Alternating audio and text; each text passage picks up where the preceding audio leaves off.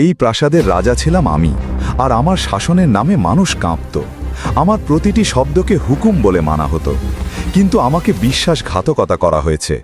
আমার নিজের লোক, আমারই সভাসদরা আমাকে হত্যা করেনি।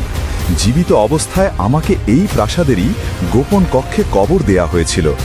কিন্তু একজন রাজা এত সহজে মারা যায় না। আমি শপথ নিয়েছিলাম, আমি ফিরে আসব। এই প্রাসাদ ছিল আমার, আর যারা এখানে এসেছে তাদের আমি আমার প্রাসাদের অংশ বানিয়ে নিয়েছি।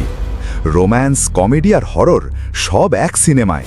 প্রভাসের ডাবল রোল ধামাকা দেখতে প্রস্তুত হয়ে যান। দ্য রাজা সাহেব কি হতে চলেছে বছরের সবচেয়ে বড় ব্লকবাস্টার মুভি। চলুন জেনে নিই দ্য রাজা একটি রোম্যান্টিক কমেডি হরর ফিল্ম, যেখানে প্রভাস থাকবেন মুখ্য চরিত্রে, তাও আবার ডাবল রোলে। সঙ্গে রয়েছেন মালবিকা মোহন ও নিধি আগরওয়াল নারী মুখ্য চরিত্রে। ছবির গল্প এমন এক তরুণকে ঘিরে যে নিজের পুরনো সম্পত্তি বিক্রি করে আর্থিক সমস্যা কাটাতে চায়, কিন্তু গল্পে হররের এমন এক মোড় আসে যা সবাইকে চমকে দেয়। এই সিনেমা পরিচালনা করেছেন মারুতি এবং এটি মুক্তি পেতে চলেছে 5 ডিসেম্বর 2025। মিউজিক দিয়েছেন এস থামান। প্রভাসের মোস্ট অ্যান্টিসিপেটেড মুভি দ্য রাজা। এই ছবি কি সুপারহিট হবে? আপনি কি ভাবেন? আপনার মতামত কমেন্ট বক্সে জানাতে ভুলবেন না। দেখা হবে আগামী ভিডিওতে।